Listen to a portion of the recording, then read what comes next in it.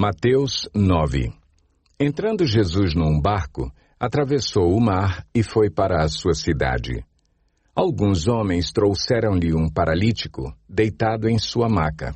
Vendo a fé que eles tinham, Jesus disse ao paralítico: Tenha bom ânimo, filho, os seus pecados estão perdoados. Diante disso, alguns mestres da lei disseram a si mesmos: Este homem está blasfemando. Conhecendo Jesus seus pensamentos, disse-lhes: Por que vocês pensam maldosamente em seu coração?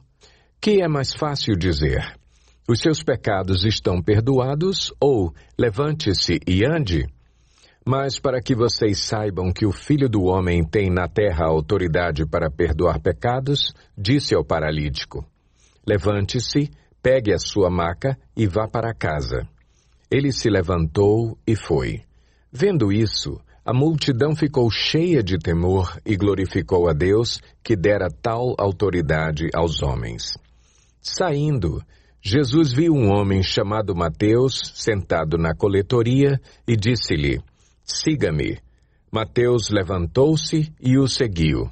Estando Jesus em casa, foram comer com ele e seus discípulos muitos publicanos e pecadores. Vendo isso, os fariseus perguntaram aos discípulos dele: Por que o mestre de vocês come com publicanos e pecadores? Ouvindo isso, Jesus disse: Não são os que têm saúde que precisam de médico, mas sim os doentes. Vão aprender o que significa isto: Desejo misericórdia, não sacrifícios, pois eu não vim chamar justos, mas pecadores. Então os discípulos de João vieram perguntar-lhe: Por que nós e os fariseus jejuamos, mas os teus discípulos não? Jesus respondeu: Como podem os convidados do noivo ficar de luto enquanto o noivo está com eles? Virão dias, quando o noivo lhes será tirado, então jejuarão. Ninguém põe remendo de pano novo em roupa velha, pois o remendo forçará a roupa, tornando pior o rasgo. Nem se põe vinho novo em vasilha de couro velha. Se o fizer, a vasilha rebentará, o vinho se derramará e a vasilha se estragará. Ao contrário, põe-se vinho novo em vasilha de couro nova, e ambos se conservam. Falava ele ainda quando um dos dirigentes da sinagoga chegou, ajoelhou-se diante dele e disse: Minha filha acaba de morrer.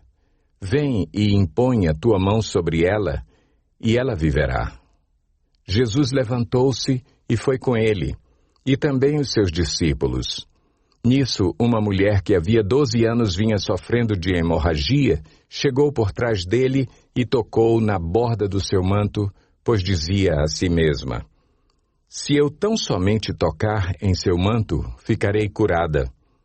Voltando-se, Jesus a viu e disse: Ânimo, filha, a sua fé a curou. E desde aquele instante a mulher ficou curada. Quando ele chegou à casa do dirigente da sinagoga e viu os flautistas e a multidão agitada, disse: Saiam, a menina não está morta, mas dorme. Todos começaram a rir dele.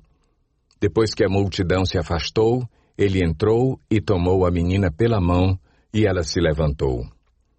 A notícia deste acontecimento espalhou-se por toda aquela região. Saindo Jesus dali, 2 cegos o seguiram, clamando: Filho de Davi, tem misericórdia de nós. Entrando ele em casa, os cegos se aproximaram e ele lhes perguntou: Vocês creem que eu sou capaz de fazer isso? Eles responderam: Sim, Senhor.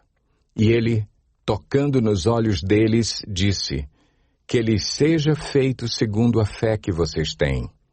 E a visão deles foi restaurada.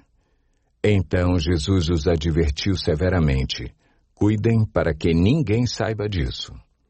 Eles, porém, saíram e espalharam a notícia por toda aquela região.